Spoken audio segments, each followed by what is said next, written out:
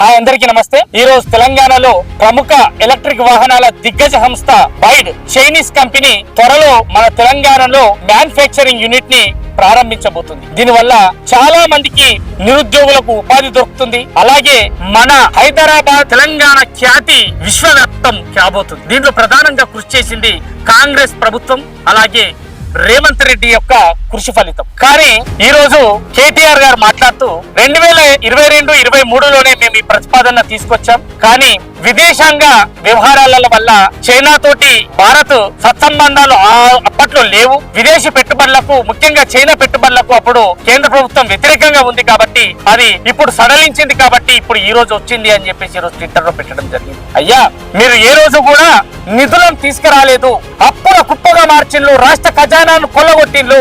ఈ రోజు రేవంత్ రెడ్డి గారు మీరు చేసినటువంటి అప్పులను తన భుజాల మీద మోస్తూ దావోస్ కు వెళ్ళాడు, అలాగే చైనాకు వెళ్లి ఈ రోజు ఈ బైడ్ తోటి ఒప్పందం కుదుర్చుకొని హైదరాబాద్ కు తీసుకురావడానికైనా కృషి చేశారు తప్పితే మీ హయాంలో దోచుకుంది దాచుకోవడం తప్పితే ఏ రోజు కూడా పెట్టుబడుల విషయంలో మీరు చేసింది ఏమీ లేదు. కావాలంటే మీరు ఐటీ మినిస్టర్ గా చేసి దుబాయ్ లో ఎంజాయ్ చేశారు, మీ నాన్న సీఎం గా ఉండి ఫామ్ హౌస్ లో పడుకున్నాడు తప్పితే ఏ రోజు కూడా ప్రజల గురించి ఆలోచించిన పాపాన పోలేదు. ఈ రోజు మీ ఎమ్మెల్యేల కాడి నుంచి, మీ కుటుంబం నుంచి మీరు ఎంత రాష్ట్రాన్ని దోచుకున్నారో, ఎంత అప్పుల కుప్పగా మార్చారో, దాదాపు 7,000 కోట్ల అప్పులు చేశారు. ఈ రోజు రేవంత్ రెడ్డి దానికోసం ఆయన ప్రయత్నిస్తున్నారు. ఈ రోజు ఆంధ్రప్రదేశ్ లో వినబడుతుంది టెస్లా అనేటువంటి ఈవీ దిగ్గజ సంస్థ, అది కూడా అమెరికాకు సంబంధించింది, వస్తుందని తెలిసింది. అంతలోనే మన తెలంగాణకు ఈ బైడ్ సంస్థ రావడం అనేది, దీని వెనకాల రేవంత్ రెడ్డి గారి కాంగ్రెస్ పార్టీ